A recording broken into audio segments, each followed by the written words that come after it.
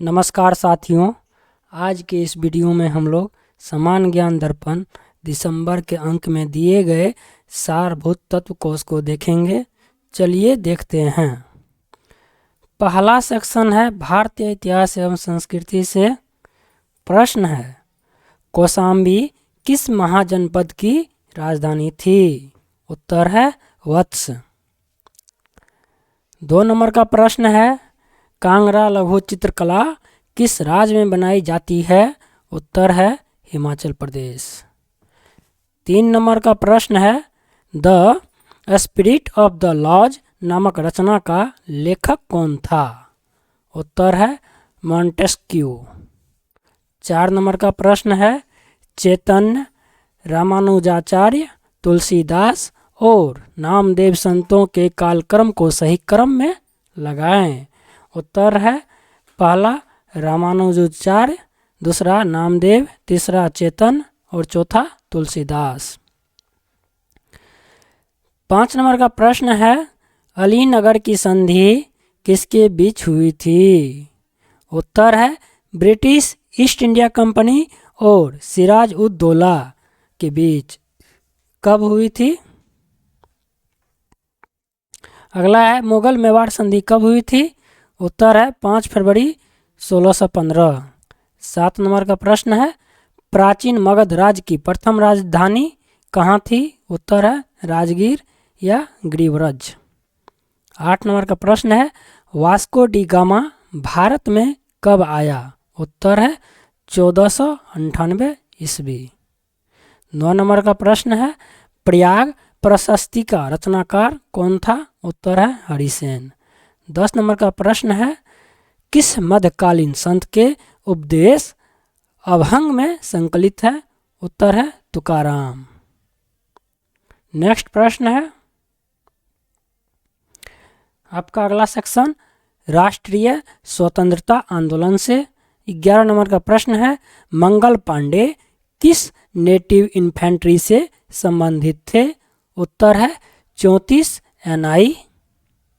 12 number का प्रश्न है, अल हिलाल नामक अखबार की स्थापना किसने की थी? उत्तर है अबुल कलाम आज़ाद।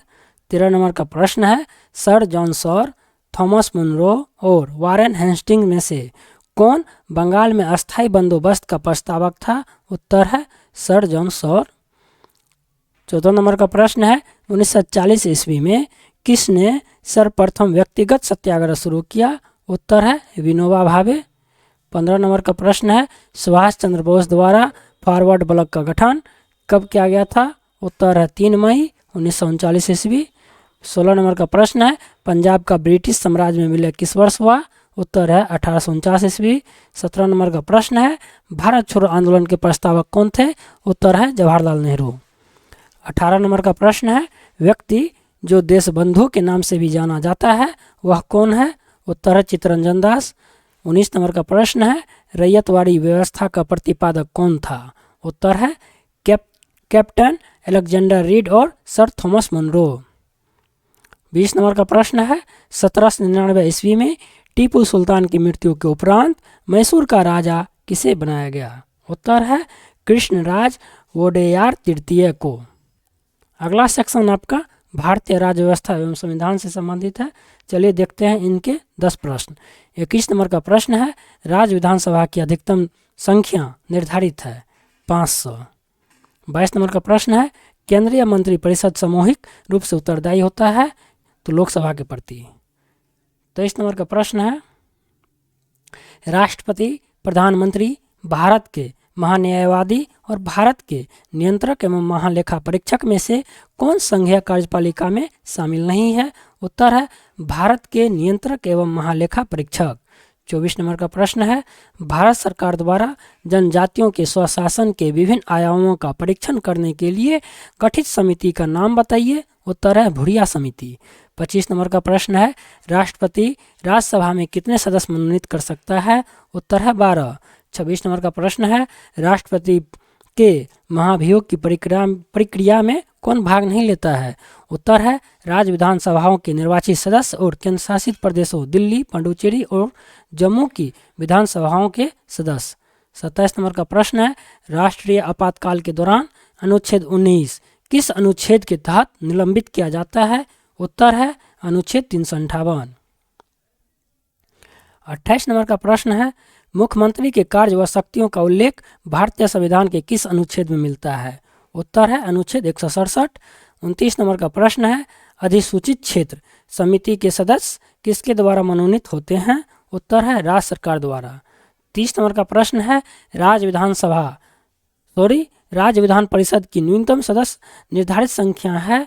उत्तर है 40।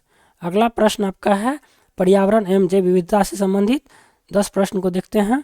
31 नंबर का प्रश्न है, समुद्री जैव विविधता के लिए भारत का पहला राष्ट्रीय केंद्र स्थित है? उत्तर है जामनगर गुजरात में। 32 नंबर का प्रश्न है, CO, CFC, N2O और CH में से कौन सी गैस ओजोन परत के लिए हानिकारक है? उत्तर है CFC। 33 नंबर का प्रश्न है, नामदफा राष्ट्रीय उद्यान स्थित है? उत्तर है अरुणाचल प्रदेश में। 34 नंबर का प्रश्न है, नामेरी टाइगर रिजर्व भारत के किस राज्य में स्थित है? उत्तर है असम। 35 नंबर का प्रश्न है, पीटी द्वीपपक्षी अभ्यारण्य स्थित है? उत्तर है लक्षद्वीप में। 36 नंबर का प्रश्न है, वह क्रिया जिसमें एक आर्किड अधिपादप की तरह एक वृक्ष पर आता है कहलाती है? उत्तर है सभोजिता। 37 नंबर का प्रश्न है, जापान में योकोहामा सम्मेलन 1994 में किस मुद्दे पर आयोजित किया गया था? उत्तर है प्राकृतिक आपदा न्यूनीकरण। 38 नंबर का प्रश्न है, फास्फोरस चक्र, ऑक्सीजन चक्र, नाइट्रोजन चक्र में से पारिस्थितिकी तंत्र में गैसीय जैव भू रासायनिक चक्र नहीं है? उत्तर है फास्फोरिक चक्र। 39 नंबर का प्रश्न है, पारितंत्र में ऊर्जा का प्रवाह होता है? उत्तर है एक दिशिक। 40 नंबर का प्रश्न है, कौन सा परितंत्र का संगठक है? उत्तर है जंतु, पादप और सूक्ष्म जीव। अगला सेक्शन आपका जलवायु परिवर्तन और आपदा से संबंधित है। चलिए देखते हैं इसके 10 प्रश्न को। 41 नंबर का प्रश्न है, प्रतिवर्ष अंतर्राष्ट्रीय प्राकृतिक आपदा न्यूनीकरण दिवस कब मनाया जाता है? उत्तर है 13 अक्टूबर।